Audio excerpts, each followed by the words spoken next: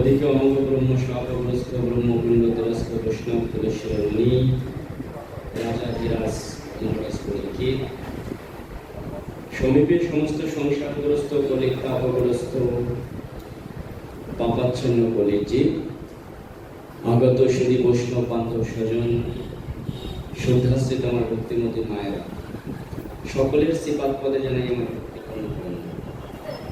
প্রণাম জানাই আমার পরমারাধ্য গুরুদেব যার অশেষ করুণা এই হরিকথামৃত স্মরণ কীর্তন হয় সেই পরম ভাগবত মুকুটমণি রসশাস্ত্র শিরোমণি বৈষ্ণবাচার্য শ্রীল সুখদেব গোস্বামী ব্রজবাসী মহারাজের শ্রীপাদ পদে প্রণাম জানাই অনন্ত কোটি ব্রহ্মাণ্ডের অনন্ত কোটি সাধু গুরু বৈষ্ণব যে যেখানে আছেন তাদের শ্রীচরণ স্মরণ করে ভক্তি নিবেদন করি।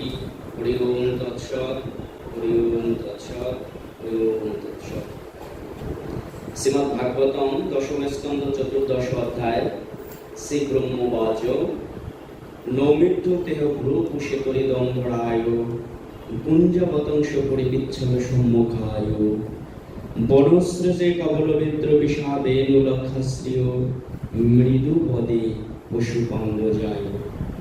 অর্থাৎ হে স্থাবনীয়, আমি আপনার নবনিরদ শ্যামল বিগ্রহ পীত বসন পরিধায় গুঞ্জা ফলে কর্ণভূষণ ও গুঞ্জমালায় পরিবেষ্টিত চূড়ায় স্থিত ময়ূর পুচ্ছে সুশোভিত বদন বদনোদ্ভব পত্র পুষ্পাদি রচিত মাল্যধারী এবং দত্ত ধর্মগ্রাস পশুপালন যষ্টি শৃঙ্গ বেণু প্রভৃতি অসাধারণ চিহ্নে পরিশোভিত লঘু কোমল চরণারবিন্দ নন্দনন্দন মূর্তির চরণাশ্রয় পাইবার আশায় আপনার শ্রীচরণে স্তব করিতেছি। জানি তাই শুধু ভাগবত সুজন, আমি কৃষ্ণ কথা জানি না বাবা। কৃষ্ণ কথা বলতে হলে কৃষ্ণগত মন থাকা চাই, আর কৃষ্ণ কথা শ্রবণ করতে হলে আজন্ম ঊর্ধ্বতা ব্রহ্মচারী হওয়া চাই।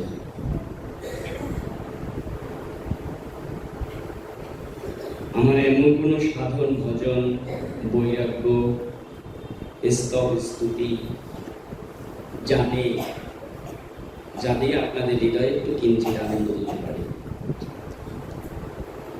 কিন্তু আমি সাধুমুখে শুনেছি, গুরুমুখে শুনেছি ভক্তের অধীন ভগবান।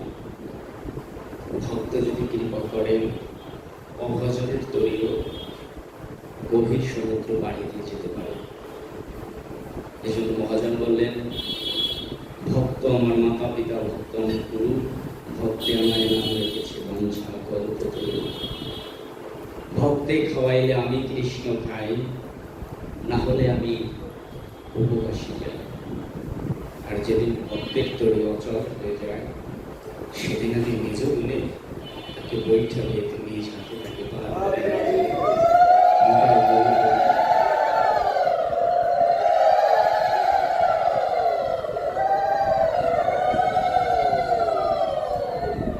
ভগবান শ্যাম সুন্দর তিনি স্বীকার করেছেন যে আমি ভক্তের অধীন, ভক্তের হাতে আমার প্রেমের নাটায়, যেদিক ঘুরায় আমি সেদিক ঘুরে যাই। আপনাদের মতো শুধু ভক্তমণ্ডলীর শ্রীচরণের ছায়ায় আশ্রয় নিচ্ছি। আপনারা যেমন করে আমাকে দান করবেন আমি বিনিময়ে আপনাদের তেমনই দিতে পারবো। আমার এমন কোনো শক্তি নেই যে শক্তি দিয়ে আপনাদের একটু আনন্দ লাভ করি।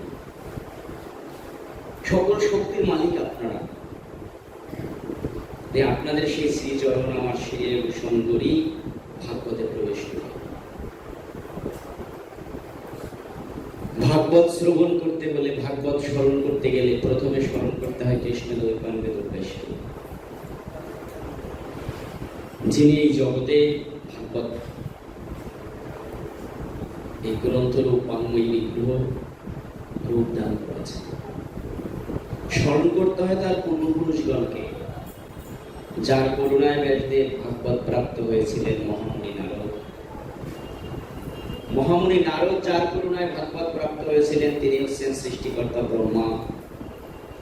সৃষ্টিকর্তা ব্রহ্মাই জ্ঞান প্রাপ্ত হয়েছিলেন, এই ভক্তি প্রাপ্ত হয়েছিলেন, এই প্রেম প্রাপ্ত হয়েছিলেন ক্ষীরোদ সাগরে শায়িত মহাবিষ্ণুর নাভিপদ্মে।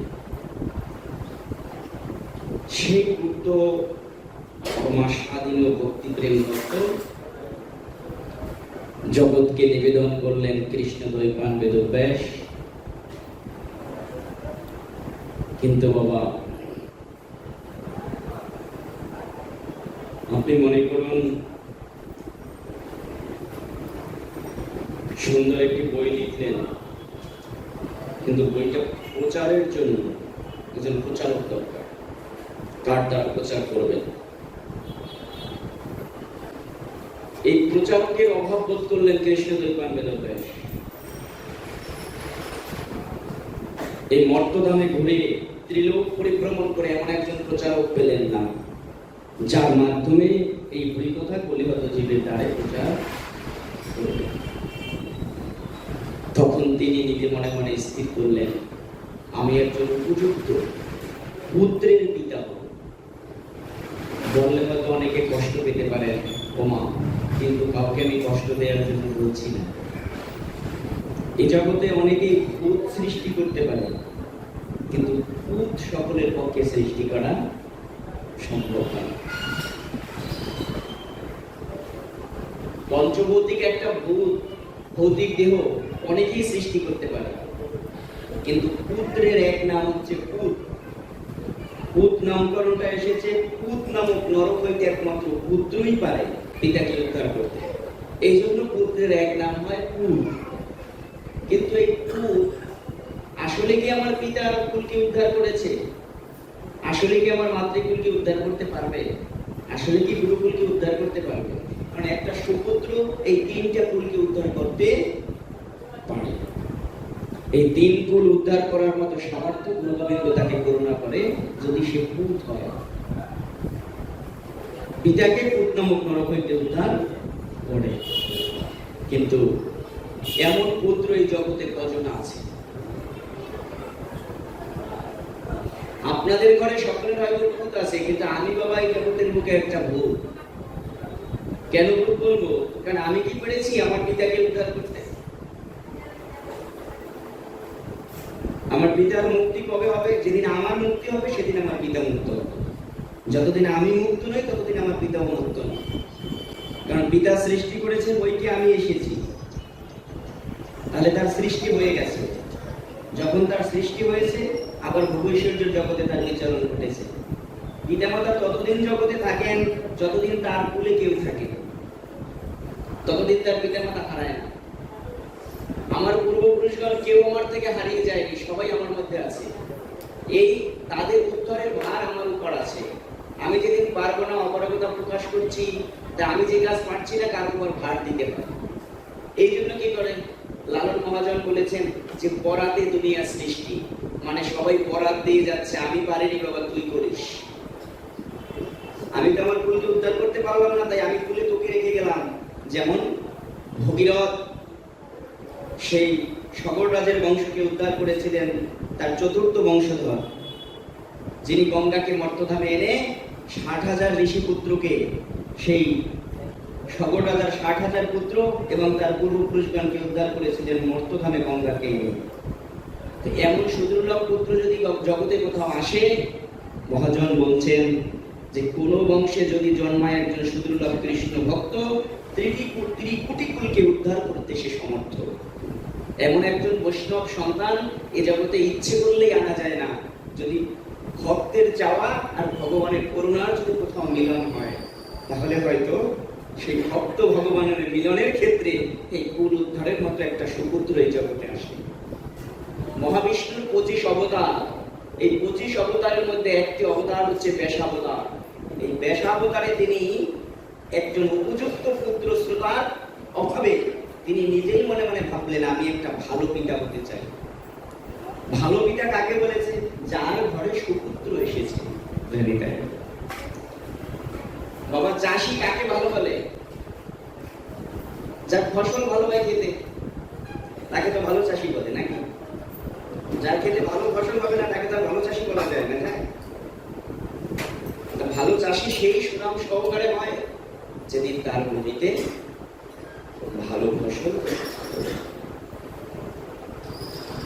এই জন্য ঠাকুর রামপ্রসাদ বলেছিল না, মন তুই কৃষির কাজ জানো না, মন তুই কৃষির কাজ জানো না, এমন মানব জমিনে রইল পতি, আবাদ করলে ফল তো সোনা, মন তুই কৃষির কাজ জানো না। বলছেন ওই জমি নয়, আমার এই দেহ জমি জানি যাই বল, এই জমি যদি ভালোভাবে চাষ করা যেত তাহলে এই ভূমিতেও ভালো ফসল। এটা বলছে মন তুই কৃষির কাজ জানো না। মন তো সদাই কুপথে দাবিত হচ্ছে, কুপথে ইন্দ্রিয়গণকে পরিচালিত করছে না, আর এই দেহঘরে ভালো ফসলও হচ্ছে না। যেদিন এই দেহঘরে 10টি ইন্দ্রিয়কে ধারণা যেমন সুপথে পরিচালিত করি এই দেহ জমিকে পঞ্চতত্ত্বে কি করবেন, চাষ দিবেন, সেদিন এই দেহ ভূমিটা নিরস দেহ সুরস হয়ে যাবে। আমার শুকনো দেহে সেদিন রস আসবে। যতদিন পর্যন্ত বাবা ভূমিতে শুষ্কতা থাকে ততদিন সেই ভূমিতে কখনো ফসল, রাজ জমিতে ফসল ফলে না। কখন ফসল হয়? যখন জমিটা রসে পরিপূর্ণ হয়ে যায়। আপনি দেখুন না, যারা ভালো কৃষক তারা কি করে, জমিতে সবসময় সেচ দেওয়ার ব্যবস্থা রাখে, রাখে না? ঠিক তদ্রুপ সেই জমিটায় রোদ পড়ে কিনা তার একটা খেয়াল রাখে, তাপ দিতে হয়। সেই জমিটায় মাটিটা সঠিকভাবে বর্ষণ করা হয়েছে কিনা। যেমন ভালো চাষি যারা তারা জানে যে 16 চাষে মূলা, অর্ধেক চাষে তুলা, তার অর্ধেকে ধান, বিনা চাষে পান। একটা মূলার জমি তৈরি করতে হলে সেই জমিটা 16টা চাষ দিতে হয় না। আমার এই দেহ জমিটা আমি কয়খানা চাষ দিয়েছি, কতটুকু রস দিয়েছি, কতটুকু তাপ দিয়েছি, তাহলে আমার এই দেহ জমিটা যে ভজনের যোগ্য উপযুক্ত হবে, ভালো সুফল এই দেহ থেকে আমি প্রাপ্ত হব। বাবা এখন তো শুকনো শুকনো ভজন জানি না, এখন তো শুকনো শুকনো ভজন, তো শুকনো শুকনো ভজনে কি আর ভালো ফসল হবে? তা ভালো ফসল পেতে গেলে একটু রস দিতে হবে জমিটায়। এই জন্য চৈতন্য চরিতামৃত চৈতন্য ভাগবত বলেছে, বুঝবে তারা রসিক যারা, না বুঝিবে মূঢ় তারা। ভাগবত হৃদয়ঙ্গম করতে হলে, হরিকথা আস্বাদন করতে হলে, কৃষ্ণ কথায় যদি কারো প্রেম লাভ করতে হয়, বাবা প্রত্যেকটা কথা আলাদা, ভাগবত কথা আলাদা, হরিকথা আলাদা, কৃষ্ণ কথা আলাদা। আপনারা হয়তো অনেক সময় ভাগবত শুনে থাকেন, কিন্তু তার মুখে কৃষ্ণ কথা নাও হতে পারে। কৃষ্ণ কথা আর ভাগবত কথার মধ্যে একটু ডিস্টেন্স আছে, একই জায়গায় তার জন্ম, কিন্তু যার নিজের ভূমিটায় রস নেই, পরশনতি যশ কৃষ্ণ, সেই জগতে কাউকে রস দান করতে পারবে না। যে নিজেই রসের সন্ধান জানে না, সে আরেকজনকে জানাবে কি করে? পারবে না।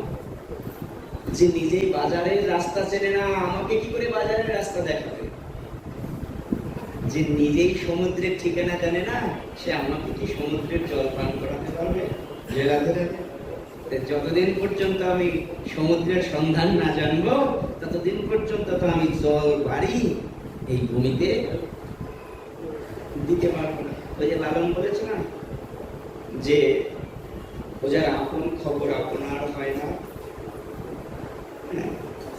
অমৃত সাগরের সুধা সুধা খাইলে জীবের ক্ষুধা তৃষ্ণা রয় না, ও যার আপন খবর আপনার হয় না। হাতের কাছে ভরা কলস তৃষ্ণা মেটে না। দেখেন তো আজকে মন্দিরের কলটার কি অবস্থা, এসেই দেখলাম কল আছে জল নাই। কল আছে কিন্তু জল নাই, তাহলে ওই কলের কাছে গিয়ে কি লাভ? আমাকে আবার একটা মগ করে ওখান থেকে জল তুলে আনতে হলো আরেক জায়গা থেকে। যদিও সে দিয়েছিল সঠিক টাইমে, তাহলে ওই কলটাও একটা সুদিনে ছিল, জানি তাই বলবো, যেদিন সে জল দেওয়ার মতো যোগ্য ছিল। কিন্তু কলটা আজকে বৃদ্ধ হয়ে গেছে, হয়তো তার রাস্তায় কি হয়েছে, চোর পড়েছে। এই জন্য ওই 3/4 হাফ বা 1 ইঞ্চি পাইপ যাই আপনি লাগানোর ভিতরে ময়লা জমে গেছে, ময়লা জমে যাওয়ার জন্য রাস্তাটা আটকে গেছে। এই জন্য আজকে আর জলটা সঠিকভাবে প্রবাহিত হচ্ছে না। যদি এই পাইপটা ভালো থাকতে যদি আমি জল নিতাম, তাহলে আমার অতি অনায়াসে তৃষ্ণা মিটত। এই জন্য মহাজন বলেছে, শৈশবেতে কৃষ্ণ ভজে কৃষ্ণ পাওয়ার আসে, যৌবনেতে কৃষ্ণ ভজে আসে কি না আসে, আর বার্ধক্যেতে কৃষ্ণ ভজে শুধু জমের ওতর আসে। তখন শুধু একটাই ভয়, এই বুঝি আমাকে জম পিছন থেকে ধাওয়া দেয়। মানুষ ধর্মের পথে আসে কখন জানেন? যখন কি হয়, যখন আঘাত প্রাপ্ত হয়, তখন সংসার করতে করতে যখন হুঁশ হয় যে এই সংসারে কোনো রস নাই, এটা নিরস ভূমি, এটা নিরস তরুবর, ইহাতে কোনো রসবস্তু নাই। কিন্তু যারা সাধক তারা বলেছেন সংসার ধর্মই শ্রেষ্ঠ ধর্ম। কারণ আর কোথাও গিয়ে এমন হরি ভজন করা যায় না, এমন গোবিন্দ ভজন করা যায় না, এমন গুরু ভজন করা যায় না, যেটাই সংসারে বসে করা যায়। কারণ এই সংসারের মধ্যেই আছে সকল কিছু, যাহা আছে ব্রহ্মাণ্ডে তাহা তোমার আছে নিজ ভাণ্ডে। যেমন গণেশ এবং কার্তিক মায়ের হাতে হার পরার জন্য মায়ের কাছে গিয়ে প্রার্থনা করে বলেছিলেন। বড় ভাই কার্তিক গণেশকে ডেকে বলছেন, দাদা বল না, তুই বড় না আমি বড়? বলেছিল না? গণেশ ডাক দিয়ে কার্তিককে বলছে, দাদা বল না, তুই বড় না আমি বড়? কার্তিক বলছে গণেশকে, ও গণেশ, তুই আমাকে দাদাও বলবি, আবার কে বড় তাও জিজ্ঞেস করবি? রাধে রাধে। ব্যাপারটা কি ওরকম হলো না? তো বড় যে তাকে তো মানুষ দাদা বলে, তাহলে কার্তিক তো বড়, তুই তো দাদা সম্বোধনই করছিস, তাহলে তুই আবার আমায় জিজ্ঞেস করছিস যে আমি বড় না তুই বড়? তখন বলছে, দেখ তুই তো আমার ছোট। বলছে, না দাদা, তোর মুখে আমি মেনে নেব না যে আমি ছোট না তুই ছোট, কারণ আমাদের দুজনকে যিনি পরখ করতে পারেন তিনি হচ্ছে আমাদের মা। একটা মাই 5 জন ছেলে বলে 5 জনকে পরখ করে বলতে পারে কোন ছেলের মধ্যে জ্ঞান বেশি, কোন ছেলের মধ্যে ভক্তি বেশি, কোন ছেলের মধ্যে প্রেম বেশি। যেমন সনাতন, শ্রীরূপ, অনুপম 3 ভাই যখন ভজনে গেলেন, তখন 3 জনের মধ্যে যিনি সব থেকে বয়সে বড়, তিনি হলেন সনাতন। কিন্তু মহাপ্রভু তাকে রাখলেন 2য় সিরিয়ালে, 1 নম্বরে আসতে পারলেন। আগে আসলো কে? শ্রীরূপ। শ্রীরূপ ও সনাতন ভট্ট রঘুনাথ, শ্রীজীব গোপাল ভট্ট দাস রঘুনাথ। যে অনুপমের ভ্রাতৃ, মানে সনাতনের ভ্রাতুষ্পুত্র হচ্ছে জীব, অনুপমের পুত্র হচ্ছে জীব গোস্বামী। এক পরিবার থেকে 3 জন এসেছে, রূপ সনাতন আর অনুপমের পুত্র হচ্ছে জীব গোস্বামী। এই 3 জন সরগোস্বামী, এরা একই পরিবারের বংশজাত। কিন্তু ভজনে দেখেন কাকার জায়গায়, জ্যাঠার জায়গায়, মানে 2 জন জ্যাঠামণি আছে, এই 2 জন জ্যাঠামণির জায়গায় সেই আসনের পাশে গিয়ে বসতে হলে কতটুকু ভক্তি, কতটুকু প্রেম থাকলে তার পাশে গিয়ে তাকে বসানো যায়। তাহলে ভজনের দ্বারা, এই জন্য বলছে কেবা নেশি কেবা শাক্ত, সূত্র জ্ঞানে নয়, যিনি কৃষ্ণ তত্ত্ব বেত্তা সেই গুরু হয়। কোথায় বলেছে? হরিভক্তি বিলাস বলেছে, চৈতন্য ভাগবত বলেছে।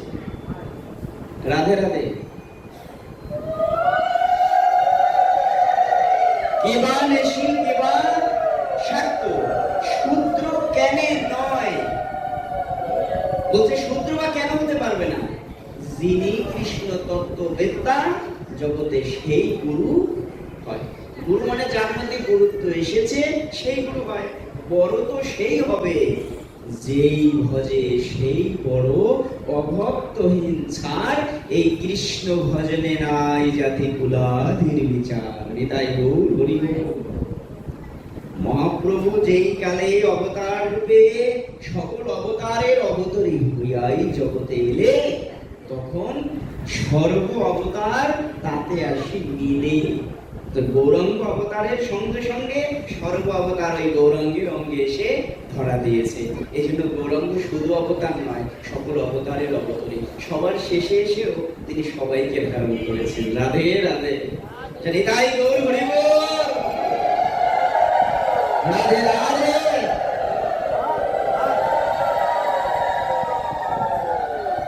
তোমার রাধে বলার অভ্যাস করবে, একটু রাধে বলার অভ্যাস করবে। বৃন্দাবনে আসলে রাধে বলতে হয়। কেন জানো? রাধারানীর নাম করলে রাধারানীর ভাব প্রাপ্ত হওয়া যায়। এই জন্য রাধারানী অভিশাপ দিয়ে গেছে না কোলের জীবকে, যে আমার কথা কবে যে আমার মতো হবে। তারপরে সে অভিশাপ দিয়ে গেলেন জগৎকে। এই জন্য বাবা রাধারানীর ধ্বনি করবেন, কেউ মুখ বুঝে থাকবেন না। এই যে যখন ভগবানের আরতি হয়, যখন মাল্য পড়ায় ভগবানকে, যখন আরতি নিবেদন করে, ভোগ নিবেদন করে, তখন অনেকে বাবা ওই জিহ্বা পায় কিন্তু উলুধ্বনি দেয় না, জয়ধ্বনি দেয় না। যারা জিহ্বা পেয়ে উলুধ্বনি জয়ধ্বনি না দেয়, শাস্ত্রে লিখেছে তাদের জিহ্বা হচ্ছে ভেগ জিহ্বা। ভেগ জিহ্বা, ভেগ জিহ্বা। ভেগ বোঝেন? ভেগ মানে হচ্ছে ব্যাং। ব্যাঙের ডাক শুনছেন কোনো সময়? এরকম ডাকে ব্যাঙ। বৃষ্টি হবে অথবা বৃষ্টি হয়েছে, এরকম সময় ব্যাঙ ডিম পাড়ার জন্য ওইরকম ডাকতে থাকে, ডাকতে ডাকতে ডাকতে থাকে, তার মুখ থেকে ফেনা আসে, তাতে ডিমগুলো নিঃসৃত হয়, এরপর তাতে ব্যাঙের জন্ম হয়। এই ভ্যাগের জিহ্বা আমরা আবুল তাবুল বলতে বলতে আমাদের সারাদিন শেষ। আর রঘুনাথকে মহাপ্রভু বলেছিল, ধন্য তুমি রঘুনাথ, গ্রাম্য বার্তা না কহিলে, গ্রাম্য বার্তা কর্ণে না শুনিলে, ভালো না খাইলে আর ভালো না পড়লে তুমি ধন্য রঘুনাথ। তাই মুখে সদাই আনুগতা না বলে যদি একটু হরিধ্বনি করি, একটু রাধারানীর নাম করি, এতে আমাদের জিহ্বা পাওয়া সার্থকতা আছে। আমরা যদি একটু উলুধ্বনি জয়ধ্বনি দিই, তাতে আমাদের জিহ্বাটাই কি সার্থকতা। আর সারাদিন তো আবল তাবল বলেই, আনুগতা বলেই, সংসারের কথা বলেই কাটিয়ে দিলাম। সংসারের কথা বলার জন্য কি আমার জিহ্বা আমি প্রাপ্ত হয়েছিলাম? না। এত স্বাদের জিহ্বা আমার গোবিন্দ দিয়েছে যাতে ধ্বনি হয়। আপনি দেখুন না ভেবে, এই জগতে আর এমন কোন প্রাণী আছে যার বদলে ধ্বনি হয় এত সুন্দর করে? পারবে? কুকুর এত সুন্দর করে মধুর সুরে কীর্তন করতে পারবে? পারে? পারবে না। একটা বিড়াল পারবে না, একটা বৃক্ষ পারবে না, কীট পতঙ্গ পারে না। পারে? পাখি হয়তো সুরে ডাকতে পারে কিন্তু বলতে পারে না। পারে? তার বোলটা বোঝা যায় না, আমরা বুঝি না। এই জন্য মহাজন বলেছে, নিষ্পদ পদচিন্তসী বাক্য চিন্তসী চতুষ্পদা, দেবতা মানব চিন্তসী মানব হইয়া কিং হরিং শশী। যে নিষ্পদ, যার পানে, সে মনে মনে পা প্রার্থনা করে যে প্রভু আমার যদি দুটো পা থাকতো তাহলে আমি হেঁটে গিয়ে এই সাধুগুরু বৈষ্ণবের বাজারে গিয়ে তাদের চরণ ধুলি পুরাতন করে গায়ে জড়িয়ে পড়ব। এটা কে বাঞ্ছা করে জানেন? যাকে ভগবান পা দিয়ে জগতে পাঠায়নি, এই বৃক্ষকুলকে। এই বৃক্ষকুলে বৃক্ষ মনে মনে ভগবানের কাছে, তাদের কিন্তু জীবন আছে, বৃক্ষেরও কিন্তু প্রাণ আছে, অনুভূতি আছে, কিন্তু প্রকাশ করতে পারে না, এক জায়গা থেকে আরেক জায়গায় যেতে পারে। বিজ্ঞানীরা প্রমাণ করেছে বৃক্ষেরও অনুভূতি আছে। তা না হলে যেদিকে ফর্সা সেদিকে তার মাথাটা যেত না। যেত? যেদিকে অন্ধকার কোনোদিন দেখবেন বৃক্ষের মাথা সেদিকে যায় না, শাখায় গজায় না ওইদিকে। যেদিকে একটু ফর্সা পরিষ্কার, সে অনুভূতি নিয়ে আস্তে আস্তে একটা লতা আর একটা গাছের গায়ে এরকম জড়িয়ে জড়িয়ে ওঠে। অনুভূতি না থাকলে উঠতে পারত? জড়াতে পারতো? এরকম জড়াতে পারতো না। কিন্তু এত কিছু প্রাপ্ত হয়েছে, ভগবান দেয়নি। কি দেয়নি? ভগবান দেয়নি তাদের পা। সেবা করে যাচ্ছেন, কিন্তু জন্মটা সেবার জন্য। আর নিজের দেহটাকে দিয়ে এই জগতে শুধু সেবা দিয়ে যাচ্ছেন। বলছে গোবিন্দ, তোমাকে তো দেয়ার মতো আমি কিছু দিতে পারলাম না, তবে আমার দেহ দিয়ে যেন তোমাদের সেবা করে যেতে পারে। আমরা দেহ পেয়ে কি করবো? বৃক্ষগুলোও তো জন্ম ধন্য করেছেন, তিনি বৃন্দাবনে এসেছেন তরুলতা যখন জন্মেছেন, তরু হয়ে লতা হয়ে যখন জন্মেছেন, গোবিন্দ যখন রাধারানীকে নিয়ে যুগলে হেঁটে গিয়েছিলেন, বৃক্ষের শাখা থেকে খুলে অনুভূতি পেয়ে যে আমার রাধা মাধব চলে যাচ্ছে, সুগন্ধে অনুভব হয়, যদি একবার তার চরণের ধূলিটা মধ্যে মাথাতে পারতাম। কি করছে লতাটা, শাখাটা, বৃক্ষের শাখাটা প্রসারিত করে ধূলিকে নিবারণ করেছে। ও গোবিন্দ, তুমি চলে যাচ্ছ, কতদিনই বৃক্ষ খুলে থাকবো, যদি একবার তোমার চরণে আমরা একটু লুটাতে পারতাম। বৃক্ষ অবনত মস্তকে বৃন্দাবনের ধুলিতে লুটিয়ে পড়েছেন। তখন সুখ পাখি ডালে বসে বলছেন যে দেখ গোবিন্দ যাচ্ছে, বৃক্ষ দেখেও বুঝতে পারছে, শাড়িকে ডেকে বলছেন দেখ না শাড়ি, আমার গোবিন্দ যাচ্ছে আর তার চরণ ধুলি পাওয়ার জন্য একটা বৃক্ষ পর্যন্ত অবনত মস্তকে বৃন্দাবনের ধুলিটা নিজের মস্তকে মাখছেন, মাথাটা নয় নয়। তরু সেই ভূমিতে গড়াগড়ি যাচ্ছে। ঠিক তদ্রূপ বাবা এই জগতে বৃক্ষগুলো জন্ম পেয়ে তারা পা বাঞ্ছা করে, গোবিন্দ যদি আমার দুটি চরণ থাকতো, দিয়ে করে সাধু বৈষ্ণব দর্শন করে আসতাম, দিয়ে একটু বৈষ্ণবের সঙ্গ করে আসতাম। কিন্তু হাজার হাজার বছর বৃক্ষ হয়ে বসে থাকে, কিন্তু ভাগ্য হয় না। বৈষ্ণব যদি কোনোদিন গিয়ে তার কাছে একটু বসে, তাহলে একটু বৈষ্ণব সঙ্গ তার এই বৃক্ষগুলো জন্ম পেয়ে কত তুলসী বনের মধ্যে হয়ে থাকে জানেন, কিন্তু ভাগ্য হয় না একটু ভক্ত সঙ্গ করার হয়। কবে ভাগ্য হয়? যদি কোনো একজন সাধুগুরু বৈষ্ণব গিয়ে একটা তুলসীকে এনে কি করেন, এই বৈষ্ণবের বাজারে সাজিয়ে গুজিয়ে নিয়ে আসে। আয় বা তুইও একবার আয়, আয় তুই তো এই জগতে কি হয়েছিস, তুই এই জগতে মহারানী হয়ে এসেছিস, কিন্তু মহারানী হয়ে থাকবে কেন, একটু বৈষ্ণবের চরণ ধুলি পাওয়ার জন্য, হরিকথা শ্রবণের জন্য একটু বৃন্দাবনে আয়। তুলসী কিন্তু মা নয়, তুলসী কিন্তু মহারানী। রাধে রাধে। অনেকে বলে মা তুলসীকে একটু নিয়ে আসো, তুলসী কিন্তু মা নয়, তুলসী মহারানী।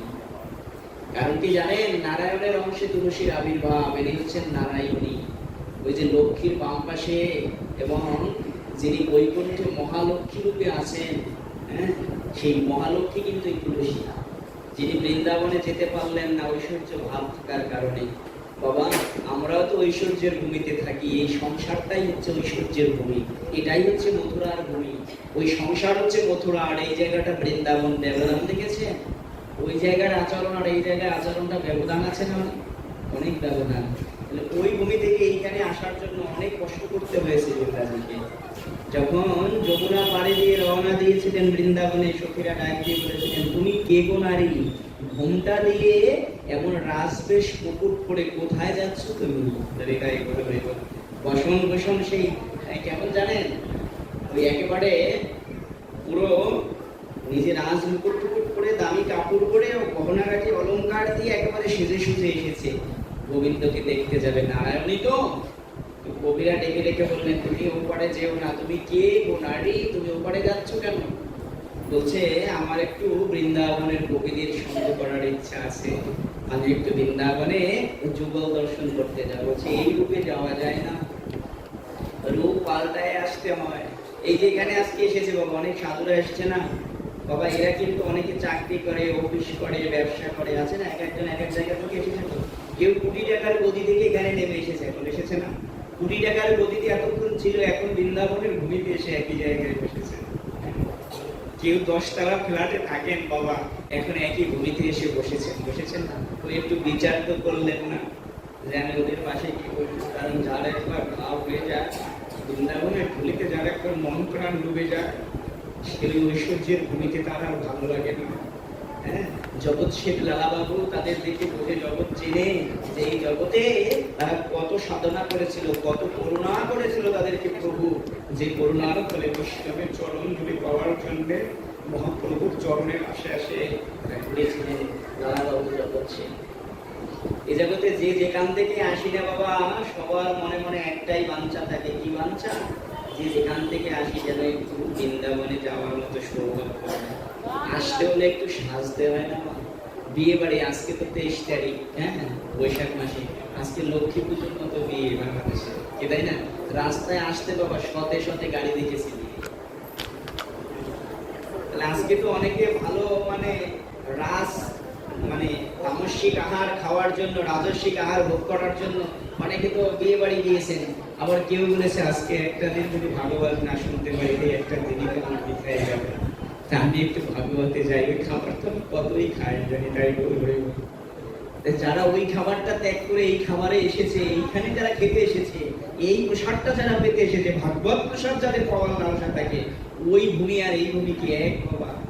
ওখানে যারা গিয়েছে দেখবেন স্বর্ণ অলঙ্কারে বিভূষিত কলির আশ্রয় সঙ্গে নিয়ে গিয়েছে, অলঙ্কার দিয়ে সেজেছে, হ্যাঁ, মাথায় টিকলি দিয়েছে, কোমরে বিছা পড়েছে, সেজেছে না অনেক রূপে, হাড় আদি দিয়ে কত রূপে সেজেছে। আর এখানে যারা এসেছে, তারা আমার ভগবানের চরণে ভগবান যা পছন্দ করে সেই সাজিয়ে কি করেছেন, প্রভু আমার পছন্দ করেন, ললাটে তিলক শোভে, তিলক ধারণ করে এসেছে। দাদার সঙ্গে তিলক ধরে, আবার শুদ্ধাচারী বৈষ্ণব যারা সন্ন্যাস আশ্রমে পঞ্চঙ্গে তিলক ধরে এখানে এসেছে। হ্যাঁ, কারণ সন্ন্যাস আশ্রমে পঞ্চ তিলক, হ্যাঁ, আর ব্রহ্মচর্য আশ্রমে দ্বাদশ তিলক যদি দায়িত্ব করে।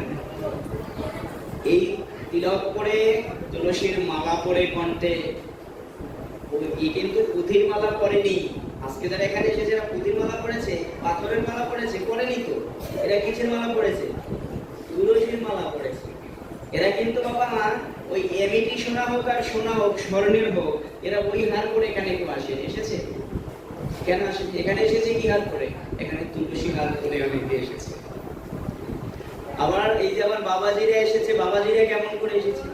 অনেকে হয়তো অন্য রূপে লুঙ্গি টুঙ্গি পরে, অনেকে সভা কার্য বা নিজের ব্যবসা প্রতিষ্ঠান যে যেখানে যেখানে স্যুটটাই পড়াছিলেন, হ্যাঁ, বাবুর মতো ঘুরেছেন, যে সারাদিন কাজ করেছেন, এখানে উকিল থাকতে পারেন, অনেকে অনেক রকম পোশাক আশাক করতে হয়। এখন কি সেই রূপে করে এখানে এসেছে? না। কি করেছে? অনেকেই আর কিছু না পারুক, একটু তিলক ললাটে ধারণ করে, একটু কণ্ঠে তুলসী মালা এটা ধারণ করে এসেছে। কারণ কি জানেন? ভগবানের কাছে আসলে পঞ্চ অঙ্গের অন্তত একটা দুটো থাকলেও থাকতে হয়। আমি যে সনাতনী, আমি যে ভগবানের একজন চরণে আশ্রিত, তার চরণ সেবার দাস, এই দাসের যে নমুনা, দাসের যে রূপ, তার স্বভাব কিঞ্চিত হলেও থাকতে হয়। আর না থাকুক একটা বর্ণালে তিলকের ফোঁটাও যদি থাকে, আর না থাকুক কণ্ঠে যদি একটু তুলসীর মালা থাকে, তবেও তো ভগবান বোঝে যে না, ও আমাকে স্মরণ রেখেছে, এই জগতে গিয়ে যার জন্য গিয়েছিল তার কিছু আচরণ করেছে। পঞ্চ বৈষ্ণবের বহির্বাস না পড়তে পারি, দুই একটা তো পড়া যায়। আর কি করেছে? এই যে দেখেন, ধুতি পরে ব্রাহ্মণের বেশ ধারণ করে এসেছেন। একজন ব্রাহ্মণের বেশ ধারণ করে ধুতি উত্তরী করে এসেছেন। কারণ এই যে ধুতিটা, এটা হচ্ছে ব্রহ্মচর্যের বেশ, ব্রাহ্মণের বেশ। আবার যদি কেউ সন্ন্যাস আশ্রমে থাকে, তখন মহাপ্রভু যে বসন নিয়েছিলেন খন্ডি কাপড়, এই খন্ডি কাপড়টা কিন্তু সন্ন্যাসের বেশ, ওটা কিন্তু সংসারের বেশ নয়। জানি তাই বলো, অপরাধ নেবেন না বাবা। আমরা এখন অনেক কিছু আছে, অতি উৎসাহিত হয়ে অনেক সময় অনেক কিছু আচরণ করি, কিন্তু বাস্তবতায় কি জানেন? সন্ন্যাস অনেক রকম আছে বাবা, যে সর্বফল ত্যাগ করে দিয়েছে, জানি তাই বলো, যে সব গুরুর পদে অর্পণ করে দিয়েছে, সেও কিন্তু সন্ন্যাসী। আর অনেক সময় ঘর ত্যাগ করে গেলে তাতেও সন্ন্যাসী তাকে বলে। আবার ব্রাহ্মণ বা ব্রহ্মচারী আমরা যখন বলি, একজনকে ব্রহ্মচারী বলি অনেক সময়, যে বাবা এই লোকটা হচ্ছে ব্রহ্মচারী, জীবনে বিয়ে থা করেন না, এটাতে এদেরকে তো ব্রহ্মচারী বলা হয়, তাই না? আসলে যদি বিয়ে না করে তাহলেই ব্রহ্মচারী হওয়া যায়? ভালো করে বলবেন না, খেয়াল করছেন কথা না? যদি কোনো বাবা কোনো ছেলে যদি বিবাহ না করে, তাহলে বিবাহ না করলেই কি ব্রহ্মচারী? হ্যাঁ, কেউ যদি মনে মনে ভেবে থাকে না, ছেলেটা তো খুব ভালো, বিয়ে করেনি, কিন্তু ব্রহ্মচারী, ঠিক আছে, খুব ভালো, কিন্তু বাহিরকে সে অঙ্গে হয়তো কোনো সহধর্মিনী নেয়নি বা স্ত্রী সঙ্গ নেয়নি, কিন্তু মনে মনে কি এখনো তার মন স্থির হয়েছে কিনা, এটা তাকে ভালো করে আমাকে বুঝতে হবে। জানি তাই রাধে রাধে। অঙ্কুরোদ্গমন কিন্তু সব জায়গায় না, অনেক জায়গায় হতে পারে, এক জায়গায় না, অনেক জায়গায় হতে পারে। যে মা বিবাহ করে না তাকে শুধু ব্রহ্মচারী না, ব্রহ্মচারী হতে গেলে অনেক কিছু পেতে হয়। ব্রহ্মচারী হওয়ার আগে বিবাহ না করলে তাকে বলে শিরকুমার, জানি তাই বিয়ে না করলে তাকে বলে কি? শিরকুমার। আর যে বিবাহ করে না, যে মা, তাকে বলে কুমারী। বিবাহ করে না হচ্ছে কুমারী, আর যে বিবাহ করে না পুরুষ, তাকে বলছে কুমার। এই চিরকুমার এই জগতে তাদেরকে যদি ব্রহ্মচারী হতে হয় তাহলে ব্রহ্ম জ্ঞান অর্জন করে ব্রহ্মকে ধারণ করতে হবে। যে রাধে রাধে। কিন্তু ব্রহ্মকে ধারণ করতে হলে যত সময় পর্যন্ত ব্রহ্ম জ্ঞান না আসবে ততক্ষণ পর্যন্ত ব্রহ্মচারী হওয়া যাবে না। ব্রাহ্মণ হয় ব্রহ্ম জ্ঞান আসলে, আর ব্রহ্মচারী হয় ব্রহ্মকে ধারণ করলে, ব্রহ্মকে লালন করলে, তবে ব্রহ্মচারী হতে পারে। তাহলে ব্রহ্মচারী অনেক মহাপুরুষ জগতে ছিল যারা বিবাহ করেছে তবু পদবী ব্রহ্মচারী পেয়েছে। তাহলে এরা পেল কি করে? তাহলে বিবাহ না করলে যদি ব্রহ্মচারী হতো তাহলে তাদেরকে বলে শিবকুমার। আর বিবাহ করলেও ব্রহ্মচারী হওয়া যায় যদি নারীকে কেউ স্ত্রী না করে সহধর্মিণী করে তিনি এই জগতে ভজন সাধনের ব্রতী হয়। অনেকে আগুন দেখে ভয় পায় আর অনেকে আগুন নিয়েই খেলাধুলায় রত হয়। থাকে না? তারা কি করে? তারা নিজেরা পড়ে। অনেকে সাপের দংশনে মারা যায়, আবার অনেকে সাপের খেলা দেখিয়ে জগতে আনন্দ দেয় অনেক, তাই না? এই জন্য বলছে কেউ নারী নিয়ে করে ভজন আর কেউ নারী নিয়ে করে পরিশ্রম। আপনি একটা কথা কোনোদিন ভেবে দেখেছেন এই প্রকৃতির জগতে যদি মা না থাকতো এই জগতে কি আমরা আসতে পারতাম? তাহলে সব ত্যাগ করা যায় মা, এই জগতে মাকে কি কখনো ত্যাগ করা যায়? মাকে ত্যাগ করা যায় না। আমার স্বভাব ভালো না, আমার স্বভাব মন্দ, তাই আর কোনো নারী দেখলেই হয়তো আমার মনের মধ্যে পীড়া আসে।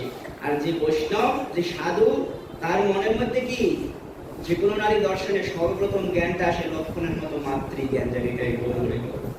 আর যে নারীকে তিনি সঙ্গে গ্রহণ করেছেন তিনি হচ্ছে সহধর্মিণী। তাকে সঙ্গে করে আমার প্রাণ গোবিন্দ যেমন করে ব্রহ্মী রাধারানীকে এনেছিলেন, যেমন করে সখীগণকে স্থিতন করেছিলেন। কেন বললেন?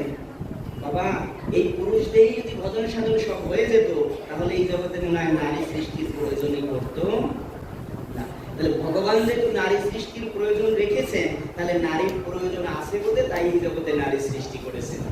তাহলে নারীর প্রয়োজন আছে বাবা। নারীর বহু রূপ। এই নারী কখনো জননী, এই নারী কখনো স্ত্রী, এই নারী কখনো সহধর্মিণী, এই নারী কখনো পিসি হয়, কখনো মাসি হয়, হয় কিনা? কিন্তু আপনি যে ডাকেই ডাকুন এই নারীকে, সেই নারীর শেষেই দেখবেন একটা ডাকের সনাতন রীতিতে একটা বোল আছে। সেই বোলটা হচ্ছে পিসিমা, মাসিমা, কাকিমা, দিদিমা। এই সবার ক্ষেত্রেই মা আছে, আছে কি নাই? আমার স্বভাব ভালো না তাই আমি এই বলে ডাকতে পারি না, কারণ যে নারী তাকেই মা বলে সম্বোধন করা যায়। যেদিন নারীতে মাতৃজ্ঞান হবে সেদিন নারী কোন কাজে লাগে সেদিন বুঝতে পারা যাবে।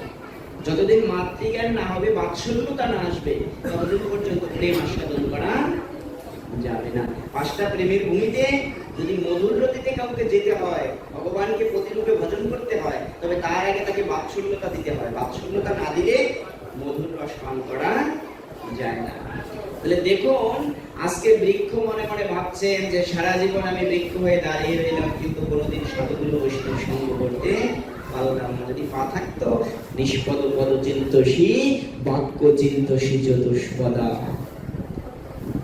বাক্য চিন্তসী চতুষ্পদা মানে কুকুর, বিড়াল, এরপর গাভী, ষাঁড়, এরা করে কি?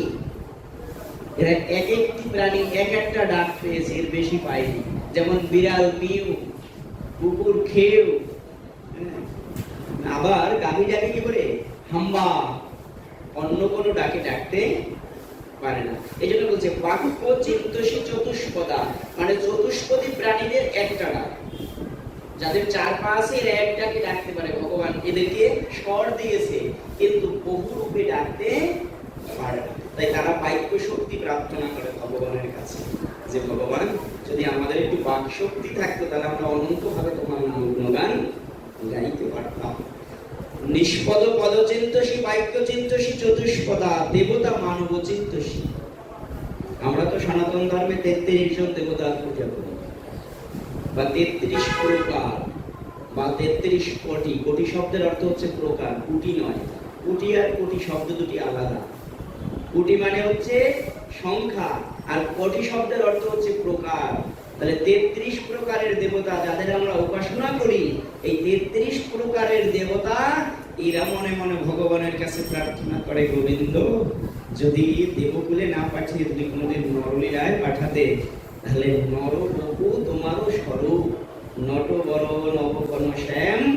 হ্যাঁ, এই জগতে তুমি এই নরলীলায় এসে যে আনন্দ আস্বাদন করেছো, এই নরলীলায় না গেলে কখনো সেই আনন্দ আস্বাদন করা যায় না। এই জন্য বলেছে দুর্লভ মনুষ্য জন্ম, ৮০ লক্ষ জন্ম পরে মানব জন্ম হয়। এই মানব জন্ম পেয়ে দেওয়ার তোমার একদিন সুযোগে তোমার ভজন করি না, সময়কালে তোমার ভজন করি না। যাও ২-৪ জন আসে, তাও আসে বার্ধক্যকালে, সময় হারায় তারপর আসে। সুসময় আমরা ঘাটে কেউ তরি ফিরাই না।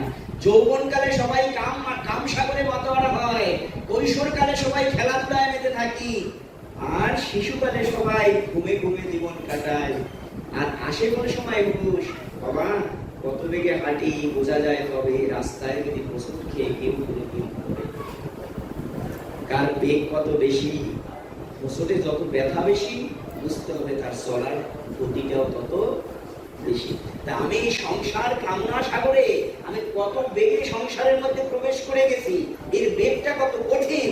যেদিন জীবনে ধাক্কা খায়, ছেলে হারায়, মেয়ে হারায়, পরিজন হারায়, ছেলে কষ্ট দেয়, মেয়ে কষ্ট দেয়, পরিজন কষ্ট দেয়, ঘর কষ্ট দেয়, আত্মীয় কষ্ট দেয়, সেদিন যখন কি হয়, গোসল খেয়ে যখন বুঝতে পারে যে এরা আমাকে কেউ আনন্দ দেওয়ার মালিক নয়, সেদিন ভগবানের পথে মানুষ আসে। এই জন্য বলছে বার্ধক্যকালে ভগবানের পথে আসলে শুধু একটু জমের তরাস। আর কোন কালে মানুষ ভগবানকে ডাকে জানেন? যে সময় ভালো ভালো খাইতো, আর ভালো ভালো পার্কে ঘুরতো, আর ভালো ভালো জায়গায় ২ জনে ৩ জনে ৫ জনে ঘুরে বেড়াতো, সময় ব্যয় করে দিত। ওই সময় ভগবানকে ডাকার মতো সময় মানুষের থাকে না। মানুষের ডাকার সময় কোন সময় জানেন? মাজায় যে সময় বল থাকে না, জন যে সময় মাজায় আইয়ে বলে অনেক তো অপকর্ম করেছো, তবে আমি তোমার মাজায় একটু সময় বসি। আইয়ে বলে মা বাবা মাজায় জ্বালায় বসতে পারি না, বাবা একটু উঁচুতে বসি। এটা বলে ভাগবতে এসে, বাবা একটু উঁচুতে বসি। মানে কি, মাজায় এখানে যদি কেউ থাকে, বাবা আপনারা আমার আমাকে সন্তান জ্ঞানে দেখবেন, কেউ অপরাধ নেবেন না। বাস্তবতাটা এখন উপলব্ধি করি আমরা। যদি কারো থাকে, আমারও তো হতে পারে, আমারও হতে পারে, কিন্তু বাস্তবতা থেকে আমিও তো এরকম ৩ ঘন্টা ২.৫ ঘন্টা পাঠ যখন হয়, আলোচনা যখন হয়, তা আপনি জানেন কখনো ৩ ঘন্টা ২.৫ ঘন্টা এক জায়গায় বসে হরিকথা বললে হরিকথায় আনন্দ আছে, তাই বই কি বোধ হয় না। কিন্তু যদি এটা হরিকথা না হতো, তাহলে ২ ঘন্টা ২.৫ ঘন্টা এক জায়গায় বসে থাকলে বোঝা যায় যে এখানে কেমন আঘাত শরীরে লাগে। আঘাতটা বোধ হয় না শুধু ভক্ত দর্শনের কারণে।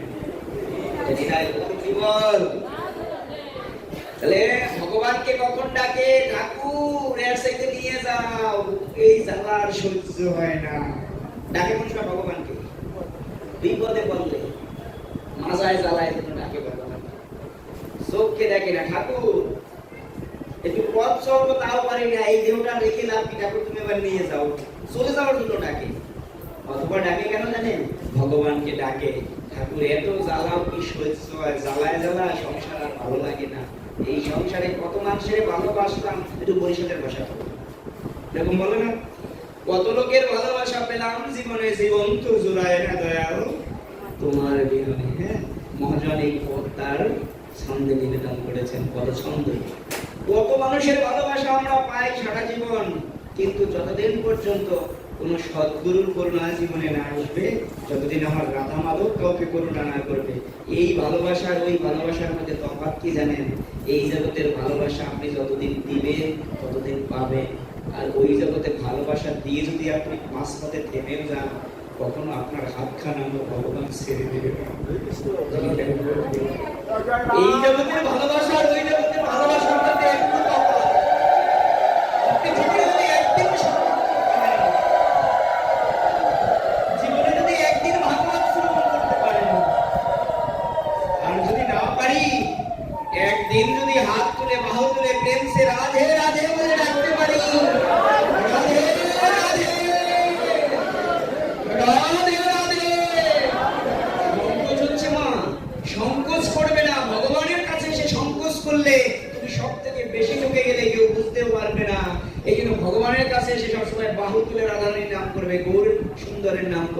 এতে কি হয় জানো, যারা হাত তোলে গোবিন্দের নাম করে তারা ভগবান বুঝতে পারে যে এই জগতে আমি জগৎকে দেখিয়েছিলাম, সেই আমার দেখানো পথে এই জগৎবাসী আমায় হাত তুলে আমাকে ডাকে।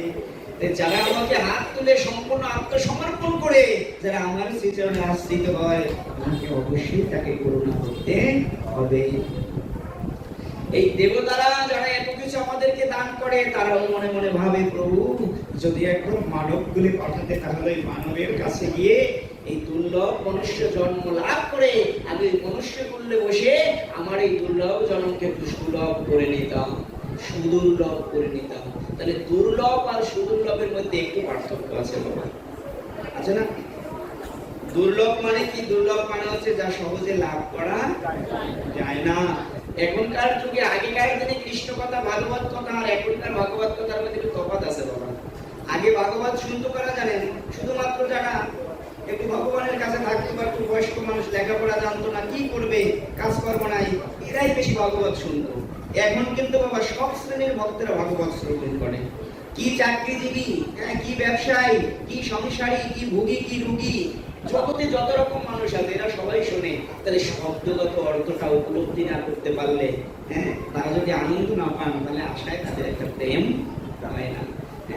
এই জন্য বাবা দুর্লভ আর সুদুর্লভ মানে কি জানেন? এই যে এখানে যারা এসেছেন সবাই বুঝবেন। মানে এই যে আপনারা এখানে মালা পরিয়েছেন না, এইটা সাধারণ মালা, এইটা তার থেকে একটু অসাধারণ। আপনাদের আমি বোঝানো উপলব্ধির জন্য বলছি। কেন অসাধারণ জানেন? এই মালাটা অনেক জায়গায় পাওয়া যায়, কিন্তু এই মালাটা সব জায়গায় পাওয়া যায় না। বলছি কেন? যে এইটা যে কেটেছে তার অনেক খুব আনন্দ হচ্ছে এখন, কি তাই তো? হতেই পারে। কারণ কি জানেন, এই মালাটার মধ্যে হয়তো 3-4 প্রকারের ফুল দেওয়া হয়েছে। এই মালাটা যখন 5 প্রকারের ফুল দিয়ে গাঁথা হতো, তখন এই মালাটা বৈজয়ন্তীর মালা হয়ে যেত। জানি তাই তো? রাধে রাধে। ফুল যখন 5 প্রকারের হয় তখন সেটা বৈজয়ন্তীর হয়, আর ফুল যখন 1 প্রকার হয় তখন সে শুধু মালা হয়। তাহলে এই মালাও দেখেছেন, একটা হচ্ছে কি সাধারণ মালা, আর একটা হচ্ছে দুর্লভ মালা, যেটা সহজে পাওয়া যায় না। এই মালাও সব জায়গায় পাওয়া যায় না। অনেক জায়গায় দেখবেন ঝঙ্কা ফুল দিয়ে, জবা ফুল দিয়ে মালা গেঁথে রাখি, এই সাদা মালা পাওয়া যায় না, যায় না? তাহলে সাদা ফুলের মালাও যে পেয়েছে, এটাও কিন্তু দুর্লভ, ভগবানের সেবার যোগ্য। সবাই জানে এখানে খুব উত্তম উত্তম ভক্ত আছে, বোঝাই যায়। বাড়ি থেকে সবাই কিছু না কিছু পুষ্প, তুলসী পত্র নিয়ে এসেছেন ভগবানের সেবার জন্য, গুরুদেবের সেবার জন্য। এটা আনতে হয়, এটা ভালো, এটাই উত্তম চরিত্র, এটাই ভক্তের চরিত্র। কিন্তু এটা ওই জবা ফুলের থেকে ভগবানের একটু প্রিয়, তাই এটা শুভ্র সাদা পুষ্প। আর যখন বৈজয়ন্তী হবে তখন এটা কি এর থেকেও দুর্লভ বাবা। অনেকেই আছে রূপা দিয়ে একছাড়া মালা, মানে একটি চেইন বানিয়ে গলায় দিতে পারে, সুলভ, অল্প দামে পাওয়া যায়, অল্প দামে পাওয়া যায়। কিন্তু বাবা যে জিনিসটা একটু কঠিন, এখন যে সোনার অবস্থা বাবা, গায়ে হাত দেওয়া যায় না। জয় রাধে রাধে। 2.5 লক্ষ টাকা বলি, সোনার নাম নিতে গেলেও আবার 3 বার ভাবতে হয় অনেকের কাছে।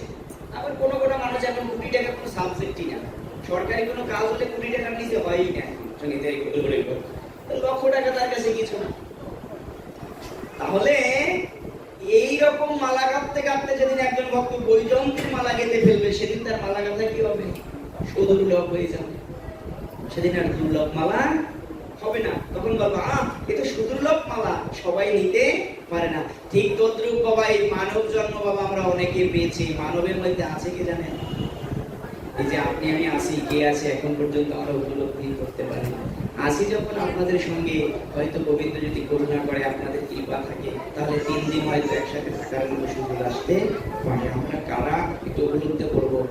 বলেছিল যে গৌরলীলা থেকে আলোচনা করবো, গৌরলীলা থেকে আলোচনা করবো। প্রারম্ভিক একটু কথা বলছি, তারপরে এরপরে 2টা দিন আছে, এই জন্য প্রারম্ভিক একটু কথা বলে নিতে হয়। জানি তাই তো রাধে রাধে। দুর্লভ বলছে কাকে জানেন? দুর্লভ মানে সহজে যা পাওয়া যায় না। মানে একটা কুকুর হয়ে জন্মানো, একটা বৃক্ষ হয়ে জন্মানো, একটা কীট হয়ে জন্মানো, বিষ্ঠার পোকা হয়ে জন্মানো, পিঁপড়ে হয়ে জন্মানো, মশামাছি হয়ে জন্মানো, তার থেকে অনেক উত্তম কি জানেন? জানি তাই মানব জন্মে আসতে আরো সময় লাগবে। এর থেকে একটু উত্তম জন্ম হচ্ছে কি জানেন? এর থেকে উত্তম জন্ম হচ্ছে হাতির জন্ম, তাই না? হাতি মরলেও দামি, আর জীবিত থাকতেও দামি। উত্তম কিনা? উত্তম তো বাবা? বাবা এর থেকে আবার একটু উত্তম কে জানেন? এর থেকে উত্তম হচ্ছে গাভী। জানি তো, যা হাতি দিতে পারে না আর গাভী দিতে পারে। হাতি সেবায় লাগে না গোবিন্দের, কিন্তু গাভীটা গোবিন্দের সেবায় লাগে। জানি তাই বলবো, এই জন্য বলছে গাভী জন্মটা উত্তম। এই যে কোনো কুল থেকে উদ্ধারের জন্য একটা উত্তম জন্ম পেতে হয়। হ্যাঁ, আমরা জানি তো মৎস্য কুলে জন্মগ্রহণ করলে, শঙ্খ কুলে জন্ম না নিলে মৎস্য কুল থেকে উদ্ধার হওয়া যায় না। বৃক্ষ কুলে জন্ম নিলে, দুটা কুলে জন্ম নিলে উদ্ধার হওয়া যায়। যেমন একটা বৃন্দাদি তুলসী আর একটা হচ্ছে চন্দ্র, দুটা দিন গোবিন্দ সেবা হয়। এই দুই কুলে জন্মগ্রহণ করলে বৃক্ষ কুল থেকে মুক্তি ঘটে। পশু কুল থেকে মুক্তি নিতে হলে বাবা গাভী রূপে যখন জন্ম হয় তখন গোবিন্দ সেবা দিয়ে সেবার যোগ্য হয়ে যায়। তখন ভগবান মনে মনে ভাবে তোমার গাভী করে রাখবো না, তুমি আমি মানব কুলে জন্ম দেবো, উত্তম যে জন্ম। এরপর ওই যে কীট রূপে যদি কখনো কোথাও জন্ম হয় এই জগতে, তাহলে কীট রূপে জন্ম হতে হলে ছোট ছোট কীট পতঙ্গ যারা আছে এদের মধ্যে হচ্ছে মৌমাছি। জানি তাই কি এদের দেখবেন যখন পাকা হয়, কীটের যখন পাকা হয়, যেমন উই পোকা আছে, প্রথমে থাকে কি সাধারণ কি এরকম এরকম লার্ভা থাকে, তারপর তো পাকা হয়। পিপিলিকার পাখা গজায় পরিবার করে। দেখেন পিপিলিকারও পাকা হয়, উই পোকারও পাকা হয়, আর মৌমাছিরও কিন্তু পাকা হয়। জানি তাই পিপিলিকা কি করছে? সারা জীবন পরিশ্রম সার করছে, উড়ে উড়ে যাচ্ছে, গিয়ে ওই আগুনের স্ফুলিঙ্গের কাছে ধাক্কা লেগে বা রাস্তার উপর করে একটু পর পাক ছাড়িয়ে ছটফট করে মরে যাচ্ছে, যাচ্ছে না? এতেও তার জন্ম পাচ্ছে, তার পাক হচ্ছে। আর মৌমাছি কি করছে? যতটুকু সময় পাচ্ছে সে মনে মনে ভাবছে, প্রভু কেমন করে তোমার সেবায় দেবো, কিছু তো সেবার আমার নেই, তাই আমি ওই গাছের যে মধু আছে এই মধু সঞ্চয় করে আমি তোমার জন্য রাখলাম প্রভু, যদি কোনোদিন তোমার সেবায় লাগে। দেখেছেন গোবিন্দ পূজার জন্য মধু লাগে, লাগে না? তার সেবা পূজার জন্য মধু লাগে। তাহলে ওই যে কীট জন্ম থেকে মুক্তি কবে সেদিন আসে, যেদিন আমি কি করব? একটু মৌমাছি হয়ে জন্মগ্রহণ করতে পারবো। পক্ষীকুল থেকে সেদিন আমার মুক্তি হবে বাবা, যেদিন আমি কি করব? যেদিন আমি ময়ূর পাখি হয়ে জন্মগ্রহণ করিতে পারবো। কেন? ময়ূর হচ্ছে স্বয়ং রাধা রানীর দেহের স্বরূপ। এই জগতে ময়ূর জন্ম লাভ করেছে, স্বয়ং রাধা রানী নিজে ময়ূর সেরে জগতে এসেছিলেন। আজও পর্যন্ত যেমন যেদিন বিরজার কুঞ্জে কৃষ্ণ গিয়েছিলেন, সেদিন কৃষ্ণ যখন ছল করে বিরজা নদী বানিয়ে বিরজাকে তার পক্ষে সর্প হয়ে তার পক্ষে সঙ্গ দিচ্ছিলেন, তখন রাধারানী যখন খুঁজে পাচ্ছিলেন না, তখন একটা ময়ূর হয়ে উড়ে সেই সর্পটাকে ধরেছিলেন। এই জন্য আজও পর্যন্ত গোবিন্দের দেখবেন মাথায় কি করে? সুর বলে আমার কৃষ্ণ, মাথায় ময়ূর পাখা, শাড়ি বলে আমার রাধার নামটি তাতে লেখা, ওই যে যাই গো দেখা। বৃন্দাবন বিলাসিনী রাই আমাদের, ওরে রাই আমাদের, রাই আমাদের, শ্যাম তোমাদের। বৃন্দাবন বিলাসিনী রাই আমাদের। রাধে রাধে। এই রাধারানীর স্বরূপিণী দেহ পেয়ে ময়ূর পুচ্ছ ধারণ করে আশা করে মনে মনে, এই জন্য পেখমখানা ছেড়ে দিয়ে বলে গোবিন্দ কি দিয়ে তোমার সেবায় দেবো, কেউ তো আমার সেবায় নেয় না, তাই আমার পেখম আমি নিজে খুলে দিলাম। দেখবেন ময়ূর অনেক সময় নিজের পেখম নিজে খুলে দেয়। কেন খুলে দেয়? খুলে দেয় যেন এই পেখম গিয়ে গোবিন্দের সেবায় লাগে। তা দিয়ে আপনারা কি করেন? গোবিন্দের জন্য পাখা, গোবিন্দকে আনন্দ দান করার জন্য একটু পাখা দিয়ে বাঁধা দেন না? ভগবানের গোপালের মাথায় মুকুটের চূড়ার উপরে মুকুট দেন। এটা কারণ গোবিন্দ কখনো রাধারানীর সঙ্গ ছাড়া এক মুহূর্ত থাকতে পারে না। এই জন্য ছল করে গোপালের মাথায় রাধাকে রেখেছে, কেউ বুঝতেও পারলো না। মা জননী যখন মাথায় ময়ূরপুচ্ছটা দেয়, সে কি জানে যেখানে গোপাল আছে? জানি তাই গৌর হরি বল। রাধে রাধে, জয় রাধে রাধে। অনেক মা আছে জানে না, গোপালের মাথায় একটু ময়ূর পাখা দিতে হয় তাই দেই, গোপালের মাথায় একটু ময়ূরপুচ্ছ রাখতে হয় তাই দেই। কিন্তু গোপালের মস্তকে যখন ময়ূর পুচ্ছ ওঠে তখন ওখানে আমার প্রেমময়ী রাধারানী এসে যায়। যেখানে ওখানে ময়ূর পুচ্ছে আমার প্রেমময়ী রাধারানী অবস্থান করে। তার স্বভাবের মধ্যে থাকে, এই ময়ূর পুচ্ছের মধ্যে এই রূপে তিনি প্রকটিত হয়েছেন। এই জন্য সেদিন বাকি কুল থেকে আমার মুক্তি ঘটবে। ঠিক তদ্রূপ এই মনুষ্য দেহটা পাবদার পরে যেদিন গাভী রূপে জন্ম হবে, এই গোজন্মের পরে গোবিন্দকে সেবা দেওয়ার জন্য, তাকে পূজা করার জন্য ভক্তরা যখন আকুল হয়ে যায়, সর্বপ্রথম যদি কখনো কোনো বিগ্রহ কোথাও এনে দেয়, মাটির হোক, ফাইবারের হোক, হ্যাঁ, পিতলের হোক, পাথরের হোক, আছে না অনেক রকম বিগ্রহ আছে। এই ভগবানের ভাগবত একটা বিগ্রহ। কলিতে সব থেকে জাগ্রত বিগ্রহ, যত প্রকার বিগ্রহের পূজা হয় কলিতে, মাটি, পিতল, ফাইবার, এমনকি চিত্রকর, যত রকম বিগ্রহের পূজা কলিতে হয় তার মধ্যে জাগ্রত বিগ্রহ হচ্ছে ভাগবত বিগ্রহ। এটা হচ্ছে প্রাণময় বিগ্রহ। এই জন্য কলিতে ভাগবতের এত প্রচার। ওই আমরা মন্দিরে যে রাধা মাধবের সেবা পূজা দিচ্ছি, সেই রাধা মাধবকে কিন্তু এখানে সেবা দেওয়া হয়। আপনারা দেখেছেন কিনা জানি না, কারণ ওখানে যেমন সেবা এখানেও তেমন দিতে। এখানে পাখা রাখতে হয়, ভগবানকে বাতাস দিতে হয়, এখানে আসমনি কাপড় রাখতে হয়, এখানে শঙ্খ রাখতে হয়, এখানে ভগবানের ভোগ দেওয়া হয়েছে। আমি তাকে আবাহন করেছি না, তার চরণে তুলসী দিয়েছি, চন্দন দিয়েছি, হ্যাঁ, তারপর তাকে স্তব করলাম, তারপর তাকে মালিকা পরালাম, তারপর তাকে সেবাই দিলাম। সেবাই দিলে কি আসমন দিতে হয় না? তাই আমি আসমান দিয়ে এখানে পাখি না পেয়ে, আসমানি কাপড় না পেয়ে কি করলাম? আমার যা আছে তাই বলে আমি কেন তারা দিলাম? আমার ভক্তেরা অনেকে কষ্ট পাচ্ছে মনে মনে, তাই মনে মনে ভাবলাম যে তারা দিয়ে তাড়াতাড়ি শুরু করি। যা আছে আমার, যা গোবিন্দ দিয়েছে তা দিয়েই করে নিই রাতে রাতে। কালকে থেকে আমি অনুরোধ করবো যে এগুলো সব একটু আমাকে দিতে, কারণ এগুলো সব দিলে আমার পুজো করতে ভালো হয়। একটু জল শঙ্খ, একটু আসমনি কাপড়, একটু পাখা, তারপরে পুষ্পের একটু পাত্র, তিলক, চন্দন, এগুলো সবই লাগে। ভাগবত হচ্ছে একটা বিগ্রহ। এই ভাগবত বিগ্রহ হচ্ছে কলিতে সব থেকে জাগ্রত বিগ্রহ। কেন জাগ্রত জানেন? অন্য কোনো বিগ্রহের কাছে গিয়ে এতটুকু আনন্দ সহজে লাভ করা যায় না। এই ভাগবতে আসলে কি হয় জানেন? ভাগবতে আসলে, ভাগবতের দশম স্কন্ধে 47তম অধ্যায়ে একটি শ্লোক আছে, হরি কথা অমৃতম কমল সাপহম জনিতাই হরি বল। ইহ জগতে কলির কোন সাপ যদি কাউকে মুক্ত হতে হয়, তাহলে হরি কথা হচ্ছে অমৃত। এই হরি কথারূপ যদি কখনো কেউ আস্বাদন করতে পারে, পান করতে পারে, তাহলে তার মধ্যে কি হয়? সেই ভক্তি প্রেম ধরা দেয়। জানেন কলিতে প্রেম লাভ হয় এমন দুটো ভূমি আছে কি কি? ভক্তি পাওয়া যায় বৃন্দাবনী তুলসীর কাছে গেলে। যে নারায়ণের অংশ থেকে এসেছে, যার কথা বলতেছিলাম, এই নারায়ণী যমুনার উপরে যেতে পারলেন না, তখন সখীরা বললেন তোমার ঐশ্বর্যের গুণী, তুমি যোগ্য হওনি এখনো। তুমি যোগ্য তবে হবে যতদিন তুমি মাধুর্যের বেশ ধারণ না করবে। মাধুর্যের বেশ আর ঐশ্বর্যের বেশের মধ্যে পার্থক্য কি? ঐশ্বর্যের বেশের মধ্যে ভাবনা থাকে সবার, আমি বড়, আমি বড় হব, আমি সবকিছু বিরাট করবো, আমারটাই শুধু ভালো হবে, আমি একাই পাবো। এই যে ভাব, এইটা হচ্ছে ঐশ্বর্যের ভাব। আর মাধুর্যের ভাব কি জানেন? প্রভু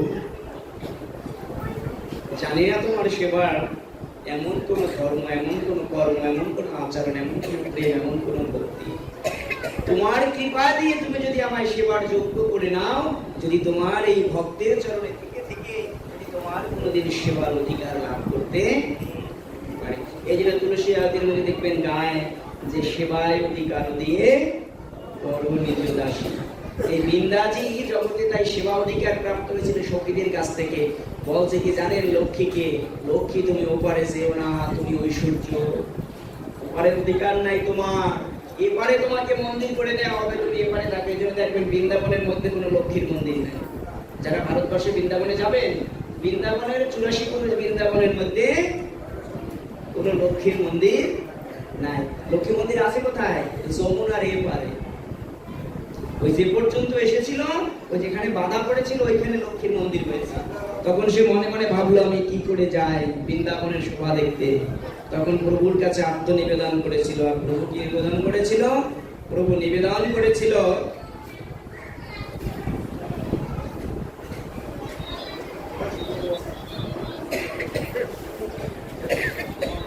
প্রভু নিবেদন করেছিল, ও বাবা এত শুরু করার আগে শেষ, আরম্ভই করতে পারলাম না, তারপরে তো শেষ হয়ে যাবে। থাক ঠিক আছে, জানি তাই। ওরে গিয়েছিলাম রাজবাড়িতে, বাবা শুনেন আমার একটু কথা। রাজবাড়িতে গেছিলাম পাঠ করতে, এই কালকে আসলাম। তো সেইখানে বহু বছর যখন যাচ্ছি, ওই অঞ্চলের নিয়ম হচ্ছে ভাগবত দেয় দিনই বিকেলবেলা সপ্তদিবা ভাগবত, বেশিরভাগই সপ্তদিবা।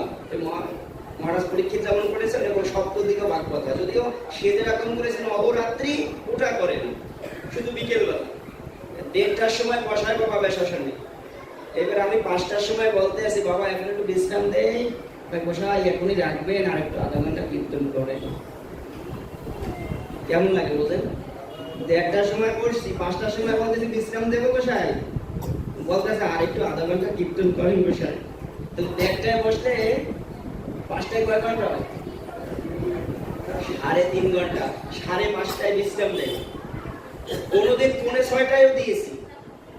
একজন বক্তা যদি 4 ঘন্টা কোনো বেশাসনে বসে কীর্তন করে, এবছর বলেই ফেলেছি যে আপনারা তো পাঠক এনে মেরে তারপর ছেড়ে দেন, রাতে এইরকমই বললাম।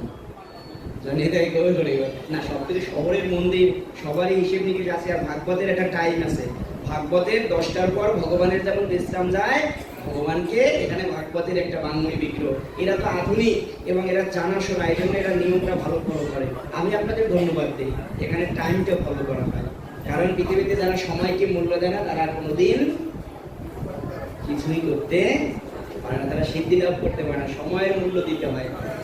তা আমি যদিও তাদেরকে কষ্ট দিয়ে বলিনি যে আপনারা পাঠক এনে তো ধরে বেঁধে তারপর মেরে তারপর ছেড়ে দেন, কিন্তু আমি বললাম এতে আমি আপনাদের কাছে মনে কষ্ট পাচ্ছি না।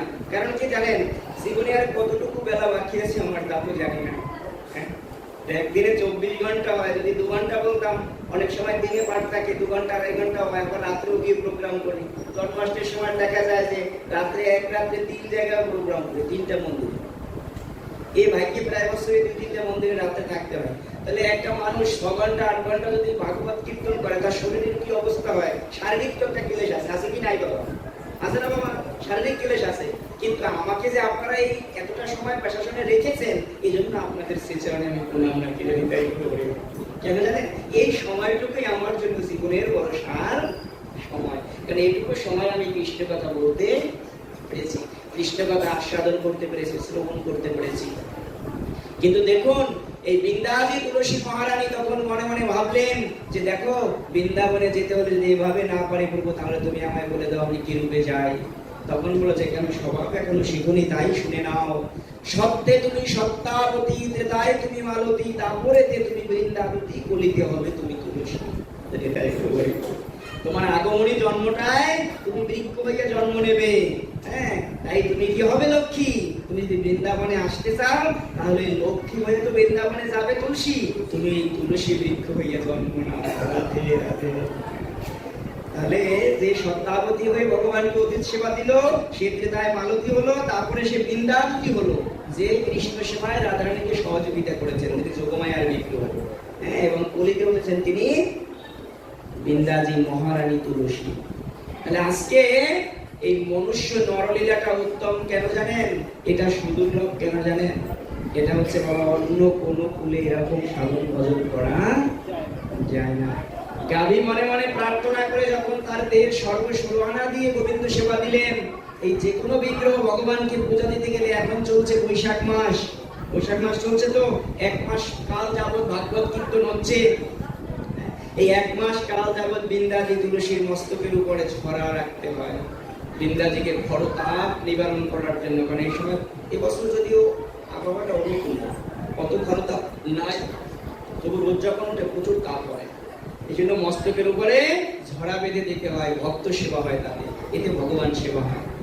আর তারপর বাবা এই যে ফল হইবে, এই চিন্তা কখনো করবেন না যে তুলসী গাছের মাথায় ঝরা বাঁধলে এই ফল পাবো। আমি সেই কথা কখনো বলি না বাবা, কারণ এটা ভাগবত তত্ত্ব নয়। ভাগবত তত্ত্ব হচ্ছে সেবার যোগ্য দেহকে সেবা যদি করে যাওয়া যায়, এটা হচ্ছে ভাগবত তত্ত্ব। আর একটা হচ্ছে যেদিন অক্ষয় তৃতীয়ার ব্রত এই বৈশাখ মাসের 6 তারিখে গিয়েছে অক্ষয় তৃতীয়া। তাহলে অক্ষয় তৃতীয়ার ব্রতের দিন থেকে 21 দিন পর্যন্ত, অক্ষয় তৃতীয়া তো অনেক মাহাত্ম্যপূর্ণ দিন। এই অক্ষয় তৃতীয়ার দিন থেকে চন্দন যাত্রা আরম্ভ হয়, মানে চন্দন সেবা আরম্ভ হয়। যাত্রা মানে আরম্ভ বা রওনা। তাহলে এই চন্দন যাত্রা অক্ষয় তৃতীয়া থেকে 21 দিন। এই যখনই ভাগবতের পূজা করব, এটা ভগবানের বাংময় বিগ্রহ, ওই যে ভগবানের পিতলের ফাইবারের চিত্রপট, যেখানেই পূজা করি ভগবানের এই সেবা দিতে হলে চন্দনে অগ্রুর মিশ্রিত করতে হয়। অগ্রুর ছাড়া কিন্তু গোবিন্দ পূজা হয় না। আপনাদের অগ্রুর নিতে হবে, চন্দনের সঙ্গে অগ্রুর মিশ্রণ করতে হয়। কেন জানেন? চন্দনে হচ্ছে সুগন্ধ আর অগ্রুরে হচ্ছে শীতলতা। এই জন্য অগ্রুর চন্দন লইয়া কি হয়, গুরু সেবা গোবিন্দ সেবায় ভক্তরা দিয়ে এসে সেটা দিতে হয়। তাহলে এই অগ্রুর চন্দন দিয়ে 21 দিন পর্যন্ত মাধবেন্দ্র পুরীর কাছে তিলক সেবা চন্দন সেবা চেয়েছিলেন কে? বালক গোপাল ছিল না?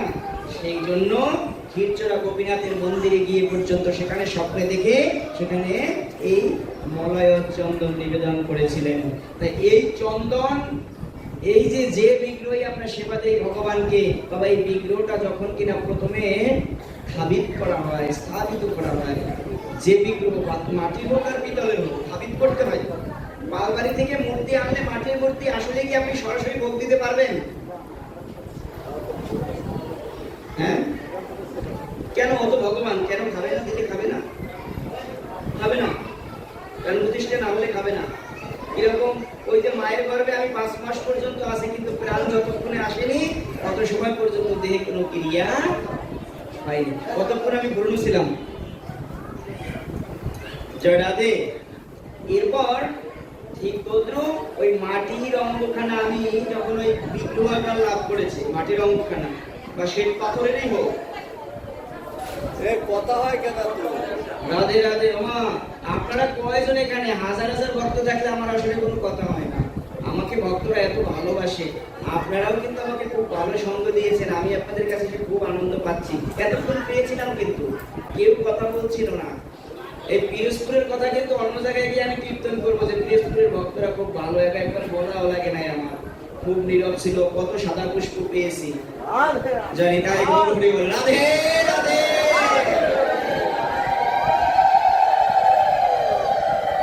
অনেক আসলে এরকম পাওয়া যায় না, এত সাদা পুষ্পের আগমন ঘটে না, অন্যান্য পুষ্প দিয়ে সেবা দেয়।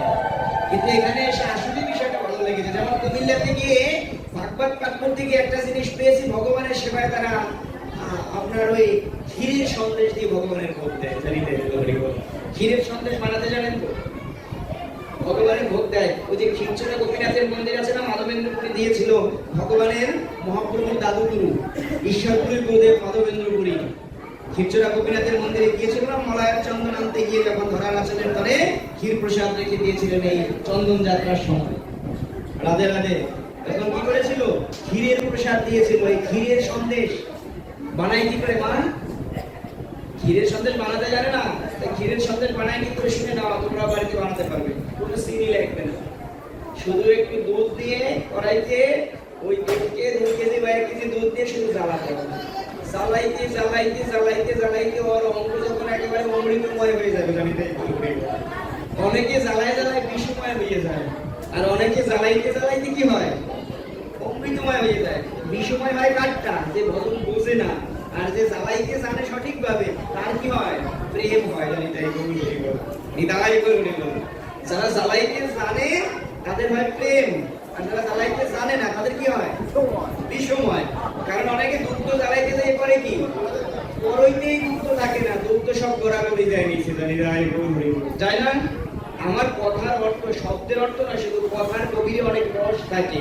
এই রসময় তত্ত্ব পুস্তক হরিনাম কৃষ্ণ নাম বড়ই মধু, এই জগতে যে কৃষ্ণ ভজে শিবর চতুর। হরিনাম কৃষ্ণ নাম বড়ই মধুর, নরোত্তম দাস ঠাকুর মহাশয় বলেছে। কিন্তু জগতে কি জানো? ওই যে শৈব শাক্ত গানপত্য আর বৈষ্ণব, এই যে বৈষ্ণব ধর্মে যারা হরি ভজন করে, যারা কৃষ্ণ মন্ত্র পায়, যারা কলয় নাদ বিন্দুতে কামবিস কামগায়ত্রীতে যারা উপাসনা করে থাকেন, এরা বলো রসিক। এরা বলো রসিক। এই জন্য বলছে হরিনাম কৃষ্ণ নাম বড়ই মধুর, যে জানা কৃষ্ণ ভজে ভবে সে বড়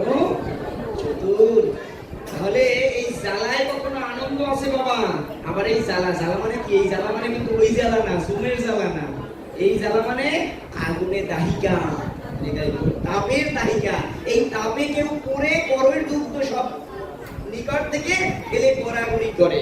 আবার এই তাপে কারো প্রেম বাড়ে, দুগ্ধ কারো কড়াই থেকে না পড়ে। জয় রাধে রাধে। বিদায় গৌর প্রেমানন্দ হরি হরি বল। এটা হচ্ছে সীতা মিশ্রিত রায় রামানন্দ সংবাদ। এটা হচ্ছে রায় রামানন্দ সংবাদ। প্রেম ঘনীভূত হয় কখন? প্রেম ঘনীভূত হলে মা যশোদার মতো কড়াইতে দুধ জাল দিতে দিতে সেই দুধ না ফেলে ওটাকে গাঢ় করে ওটাকে ক্ষীর করে যে নিতে পারে, সেই জগতে আনন্দের আস্বাদ পায়। আর যে জ্বালাইতে না জানে সে কি হয়? কয়েকদিন পরে ভাঙ্গা চুলা দেহ নিয়া ভগবানে যায়। রাধে রাধে।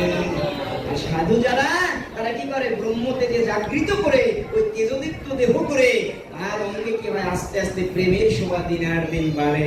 বিজয় সরকার বললেন 80 বছর বয়সে সিনি গোসাইকে, সিনি রে বয়স আমার 80 কিন্তু বুড়া হইতে পারলাম কই। জয় রাধে রাধে।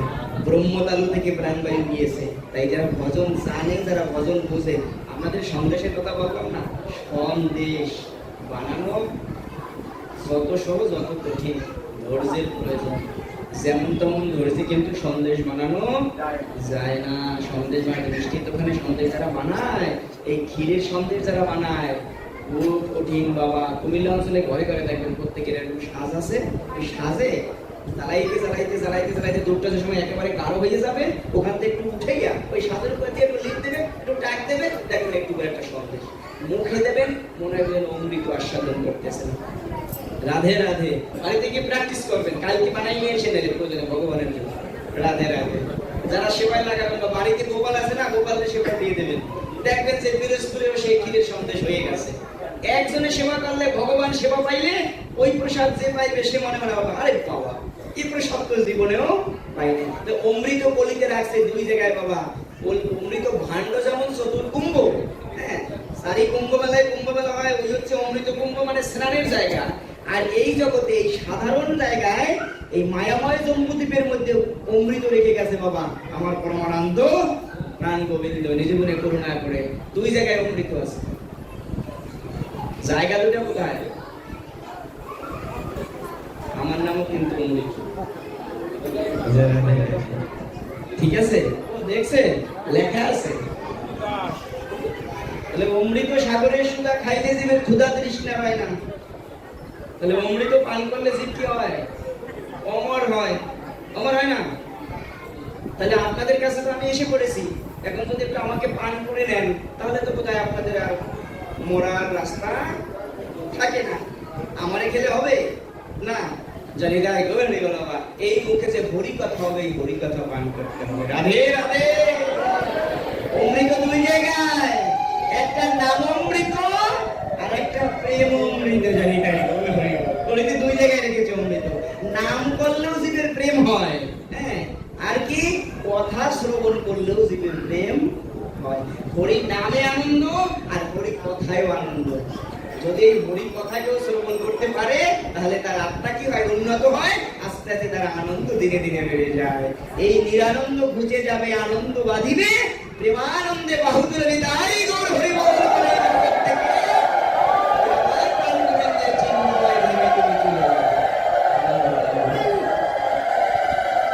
রাধে রাধে।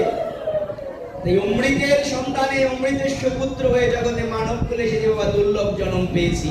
কিন্তু বাবা এই দুর্লভ জন্ম কি শুধু হিন্দুরা পেয়েছে? যারা খ্রিস্টান তারা পায় নাই? পাইছে বাবা। যারা বৌদ্ধ হয়ে জন্মগ্রহণ করেছে তারা পায় নাই দুর্লভ জন্ম? এই পৃথিবীতে যত প্রকার ধর্ম আছে, আচরণ, উপাসনা পদ্ধতির পথ, সবাই তো মানুষ। যারা মানব রূপে এলো তারা সবাই তো দুর্লভ জন্ম পেয়েছে, তাই তো? তাহলে এই দুর্লভ জন্মটা পেয়ে বাবা সুলভ করতে হয়। সেটা কি জানেন? অনেকেই বাড়িতে ক্ষীরের সন্দেশ বানাইয়ে কালকে আগে নিজে একটু খাইয়ে দেখবেন কেমন লাগে। কিন্তু এর মধ্যে দুই একজন আছে উত্তম ভক্ত, করবে কি জানেন? আগ বস্তু গুরু গোবিন্দের জন্য রাখবে। রাধে রাধে। আগ বস্তু গুরু সেবায় দিয়ে, গোবিন্দ সেবায় দিয়ে তারপর সেবায় নিতে হয়। এটা যারা জানে তারা যদি বানায়ও ক্ষীরের প্রসাদ, তাহলে ক্ষীরের সন্দেশ বানাইয়ে বলবে গোপাল তোমার সেবায় আগে লাগাবো।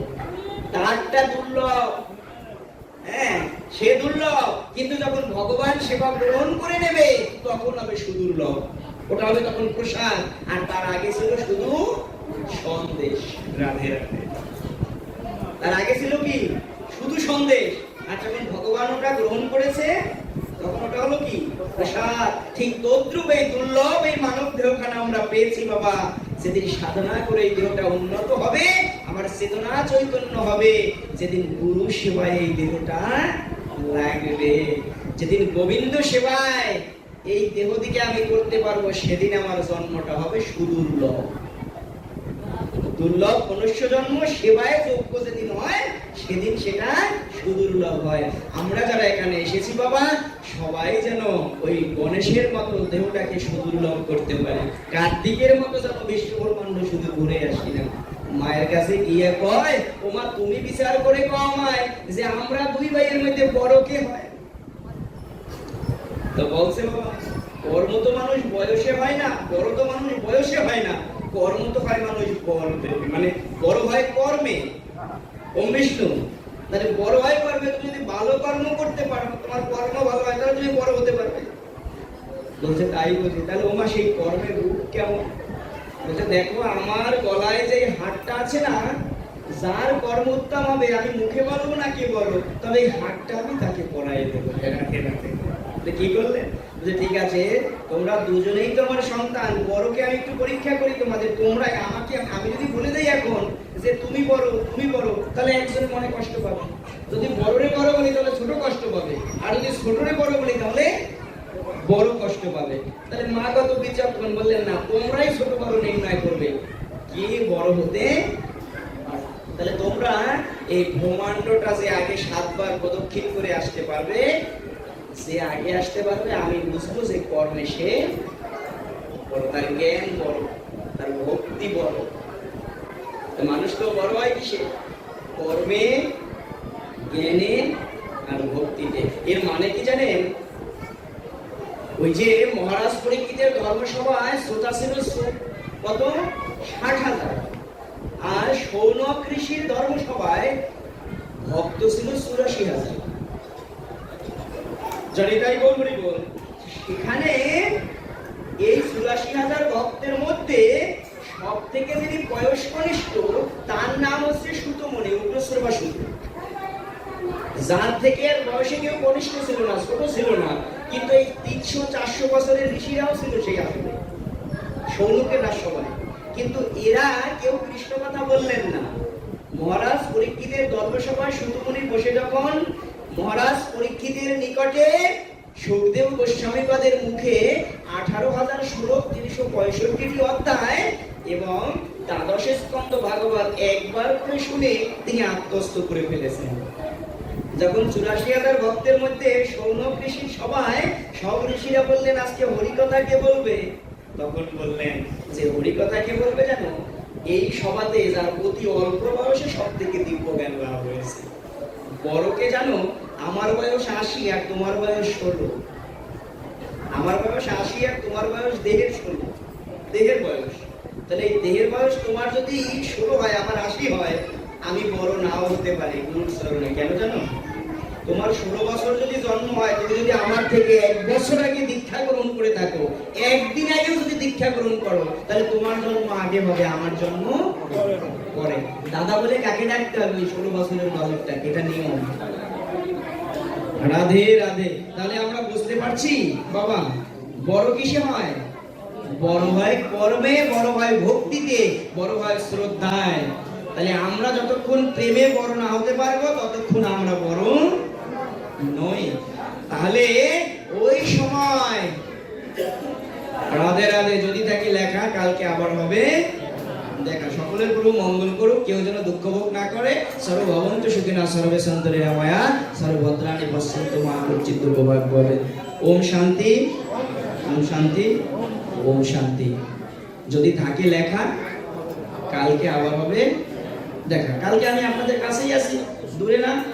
যদি কোনো ভক্তেরা স্মরণ করেন, আমি বসাই ফিরে আসি, যাবো আপনাদের চরণগুলি নেব এখানে 7:30টার মধ্যে আগামী দিন একটু আসার চেষ্টা করবেন।